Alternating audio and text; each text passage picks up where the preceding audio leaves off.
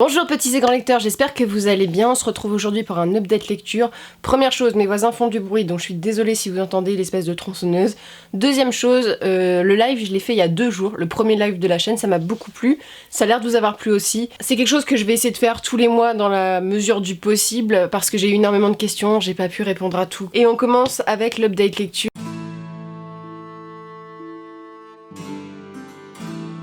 On va commencer par la lecture un peu plus classique, avec le deuxième tome de Murakami 1Q84, donc entre juillet et septembre.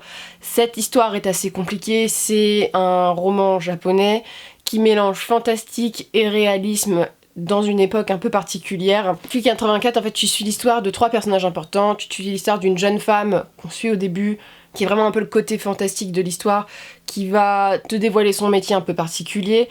En parallèle, tu suis un éditeur, un auteur et une jeune fille. La jeune fille a écrit un livre et l'éditeur, pour gagner plus d'argent, décide d'appeler un autre auteur. Il va réécrire le texte pour en faire un best-seller et le proposer dans une catégorie de prix de jeune auteur. Cette histoire, et plus on creuse, plus le personnage, l'auteur, creuse, plus il va se rendre compte que la jeune fille est liée à une secte et à ces little people dont elle parle dans le texte, à toute cet imaginaire, et il creuse et il voit bien qu'elle est liée à ça, elle est très bizarre. Un Q84, comme je l'avais dit, c'est un chiffre qui n'a pas été choisi au hasard. 1984 est la création, il me semble, d'une secte très connue qui a créé les attentats de Tokyo 10 ans plus tard à peu près.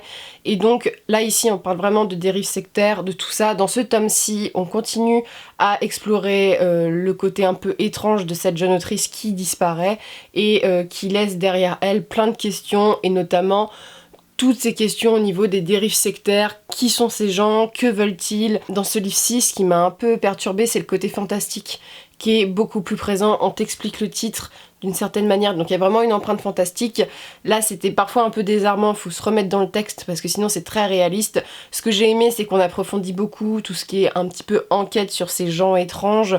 Et il y a une histoire d'amour qui s'installe progressivement dans l'histoire, où c'est un peu une histoire de destin. C'est assez touchant, l'écriture est très belle. Il y a juste un bémol que j'ai à dire dans le roman, et je tiens à le souligner, il y a des scènes qui sont assez choquantes.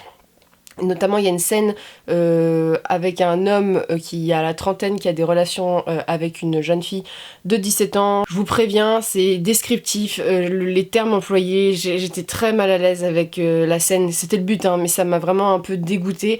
Il faut savoir qu'il y a des abus sur les enfants qui sont décrits dans le livre, donc ça, il faut le savoir.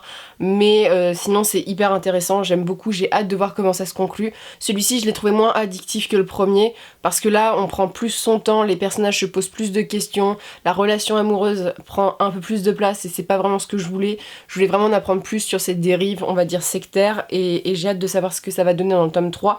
Mais c'est vrai qu'il y a une ambiance un peu glauque parfois qui s'installe, et c'est ça, c'est bizarre parce que le récit parfois va vraiment te mettre mal à l'aise, il faut le savoir, et moi ça arrive à m'installer ce sentiment de gêne, et Murakami il y arrive beaucoup, même dans ses nouvelles, à installer la gêne et ce moment de malaise un peu glauque. C'est hyper intéressant la vision qu'a Murakami des romans et comment utiliser le roman, donc là c'est la chrysalide de je sais plus quoi dans le texte, qui est très important dans ce tome 2. Bref, je vous conseille Murakami si vous aimez les trucs un peu étranges et ou des romans qui parlent un peu des dérives sectaires, ça peut vous intéresser. Ça parle du Japon sans parler du Japon, hein. Si vous voulez un roman qui est japonisant dans le sens que on va essayer de chercher tel ou tel pan de la culture japonaise, tu vas avoir des choses qui sont très japonais dans la façon dont est traité les personnages, dans la façon dont ils vivent, mais c'est pas l'essentiel du roman. Là on est plus sur une espèce, c'est pas un espèce de thriller, mais d'ambiance un peu glauque et un petit peu policière d'une certaine manière.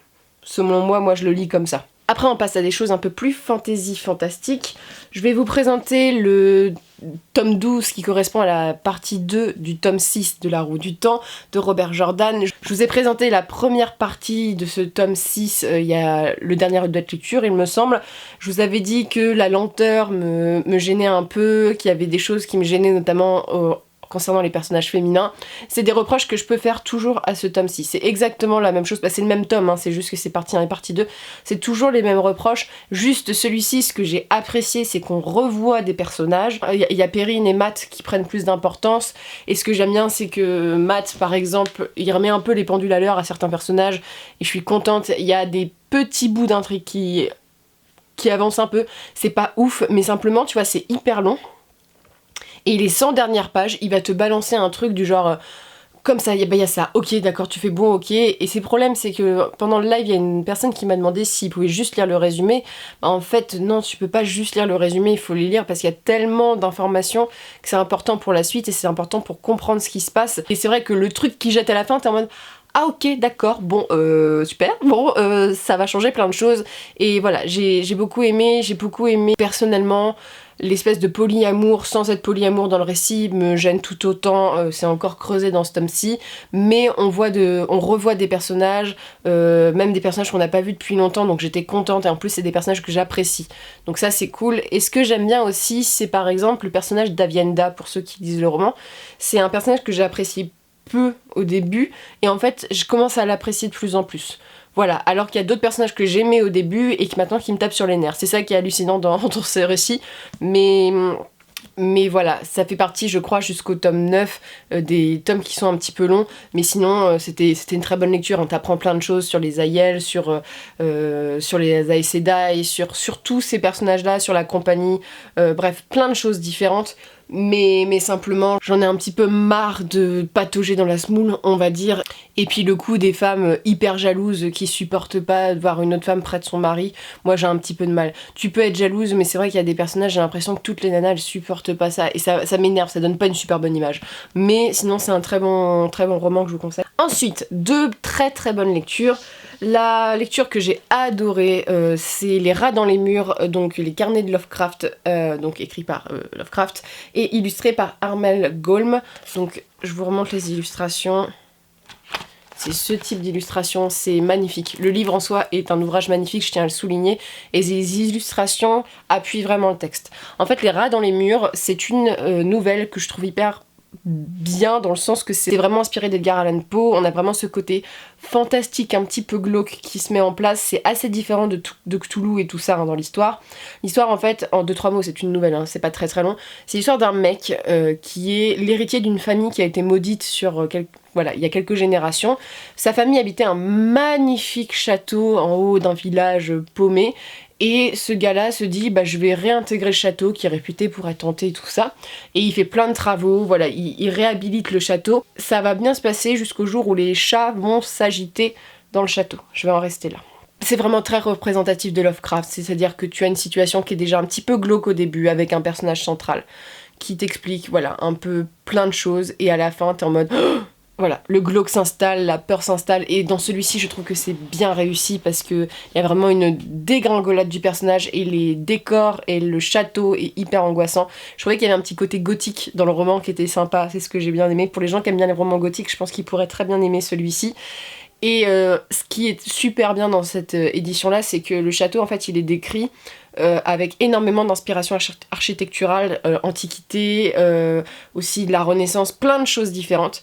Et ce qui fait que t'as du mal à l'imaginer, et là l'auteur, l'illustrateur, s'est vraiment arrangé pour dessiner les pans de château, les choses qui sont décrites, ce glauque qui est décrit, et il le réussit bien. Comme dans beaucoup d'ouvrages de Lovecraft, il y a la question de la folie qui va être reprise, et j'ai adoré la fin, j'ai beaucoup aimé la chute en fait de cette intrigue, mais je vous le conseille beaucoup. Je peux pas vous dire grand chose parce que c'est une nouvelle, mais pour moi c'est après Cthulhu, avec Cthulhu c'est les deux. Bon, j'en ai lu que 3 pour l'instant, mais pour moi c'est au-dessus de Dunwich en matière de récit, et ça va te créer des peurs du genre t'as pas envie de rester chez toi tout seul maintenant, mais c'est vraiment très sympa, et là le glauque est vraiment très réussi et le fantastique est très réussi, donc j'ai beaucoup aimé, et j'ai hâte de lire d'autres ouvrages de Lovecraft. Normalement je devrais en recevoir en octobre-novembre, donc voilà, mais c'était une très très belle découverte. Et ce texte-ci a l'avantage de ne pas contenir, d'après mes souvenirs, de choses racistes. Voilà, donc il n'y a pas de sous-entendu, donc ça c'est cool, parce que Lovecraft, je le rappelle, ses œuvres, il écrit bien. Il y a certaines œuvres que je ne lirai pas en considération des sujets racistes dont il traite. C'est un personnage en tant que personne que je n'apprécie pas du tout, mais ses écrits sont très très bons, et c'est un pilier de la littérature fantastique, un peu d'horreur, donc... C'est un très bon auteur. Je vous conseille d'essayer Lovecraft, voilà, voir s'il y a une nouvelle qui vous plaît. Je pense que ça passe ou ça casse en matière de lecture, mais pour ma part c'est vraiment une découverte de 2020. J'ai eu beaucoup d'appréhension à le découvrir, mais je suis très contente de l'avoir découvert pour ça. Ensuite, et le dernier, c'est Warbreaker de Brandon Sanderson, donc un roman à couper le souffle selon Michael Moorcock, donc l'auteur de Elric. Warbreaker, ça a été une très bonne lecture. Brandon Sanderson, j'ai déjà fini le cycle de Fils des Brumes, la première trilogie. C'est un cycle que j'aime beaucoup. La vidéo sera peut-être sortie sur le cycle d'ici à ce que je vous présente ça, mais c'est un cycle que j'aime beaucoup, il y a certains défauts, hein, c'est pas non plus un coup de cœur où je trouve absolument tout génialissime. Et Warbreaker, on me l'a conseillé, et on m'a conseillé particulièrement de le lire avant les archives de Rochard. Donc je me demande s'il n'y a pas un lien entre les deux univers, mais vous avez été plusieurs à me le dire. Donc Warbreaker, je vais parfois me répéter par rapport à Fils des Brumes parce que les qualités se retrouvent quand même sont assez semblables. Warbreaker, c'est l'histoire d'une famille à la base, donc c'est-à-dire qu'on suit une jeune fille qui a décidé de vivre un petit peu... C'est une princesse, et elle est un peu en mode bah ma sœur elle va se marier, et moi je suis la dernière, donc je fais ce que je veux, je me balade dans la forêt, j'écoute rien. Bref, c'est un peu une délinquante, pas vraiment, elle fait des bêtises, elle est pas non plus allée jusqu'en prison, mais elle respecte rien, on va dire. Sa sœur est destinée à épouser le dieu, parce que dans cet univers, y a un dieu voilà, que tu peux côtoyer, du genre tu peux le voir, et pour des questions de guerre, elle doit l'épouser. En fait, c'est un peu un lot de consolation, c'est un peu un lot, c'est un peu un objet qu'on envoie pour calmer voilà, cette cour où il y a des dieux, et notamment le roi dieu dans cette cour. Et en fait, ça va pas se passer comme prévu, c'est-à-dire que le père des deux jeunes filles n'a pas envie que son aîné parte parce qu'il considère que de toute manière il y aura une guerre. Donc l'objectif, c'est d'envoyer celle qui sert à rien et il va jeter sa fille en pâture. Alors déjà, c'est hyper glauque au début. Il jette la petite en pâture qui a 17 ans dans cette cour donc qui est régie par un roi-dieu qui ne parle pas et plein de dieux. Et dans cet univers, en fait, les dieux sont des anciens hommes qui ont été réveillés. Donc on a ce pan là de l'histoire et un deuxième pan avec un homme qui a une arme très dangereuse et on apprend très rapidement un système de magie qui est très particulier. C'est ce que je trouve formidable dans ce récit. Brandon Sanderson est un génie pour construire les systèmes de magie. On va pas revenir dessus. C'est-à-dire qu'ici c'est le souffle. Ouais, je crois qu'ici c'est le souffle qui est important et les couleurs. Il y a tout un truc qui est créé autour de ça et ça fonctionne bien, c'est hyper original, j'ai beaucoup accroché à ça, donc ça m'a beaucoup plu. J'ai beaucoup accroché au personnage féminin et même au personnage dans l'ensemble, à cette cour qui est étrange, très luxurieuse, mais on n'a pas nos réponses. Et en même temps, le récit est glauque un peu au début parce qu'on va parler quand même d'une jeune fille de 17 ans qui va devoir avoir un enfant avec un roi, quoi, qui est un roi immortel. Donc c'est un peu glauque. Et moi j'avais peur au début que ça tombe vraiment dans le glauque. Et en fait, l'auteur va renverser ça. Et j'ai beaucoup aimé toute cette première partie de découverte du château. Il y a un personnage qui s'appelle Chanteflamme, qui est un dieu qui est hyper intéressant. Les dieux ne savent rien sur leur passé, donc ils essayent de chercher. Et c'est hyper passionnant un peu ces jeux de cours et toute cette construction d'univers en fait. Et le truc c'est que la seconde partie, vers le milieu, ça s'est un peu essoufflé selon moi. Il y a un passage où là, il y a deux points de vue, il y a un point de vue, j'ai trouvé que ça s'essoufflait un peu pour revenir bien à la fin, donc voilà, il y a un petit essoufflement je trouve au milieu.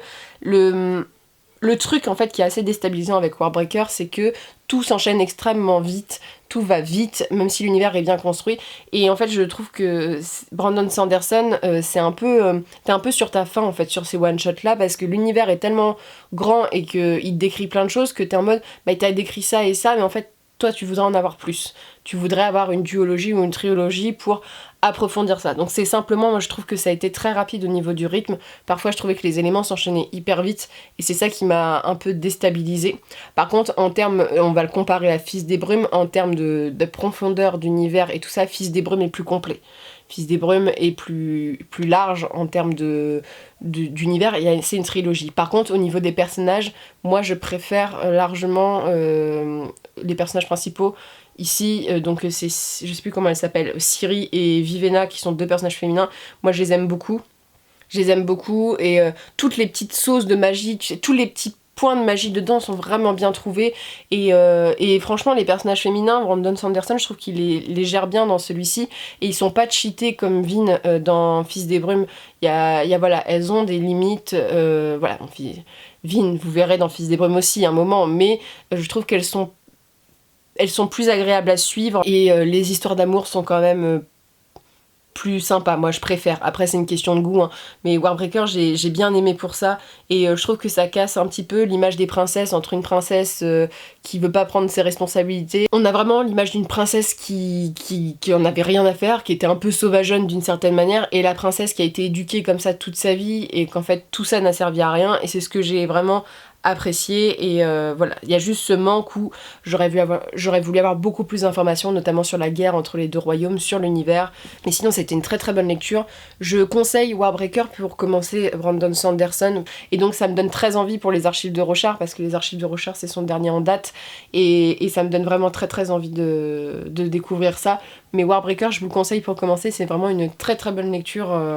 Et si aux amateurs d'univers, vous serez, je pense, agréablement surpris par l'univers. Donc absolument à découvrir. Donc voilà, c'est tout pour ces lectures. C'était plutôt des bonnes lectures. Là, je suis en train de lire Les Mémoires de Zeus de Maurice Druon. Ça me plaît plutôt bien. Le seul truc, c'est que j'ai peur que les gens qui n'ont jamais lu de mythologie... pour les gens qui ne connaissent rien à la mythologie grecque, qui soient un petit peu perdus. Pour l'instant, ce qu'il énonce, ça me plaît. J'aime bien le fait que ça soit du point de vue de Zeus, j'ai lu que le premier chapitre, hein, mais c'est très sympa, donc j'ai hâte de vous montrer ça bientôt. Et je vous souhaite, comme d'habitude, de très bonnes lectures et une très bonne journée.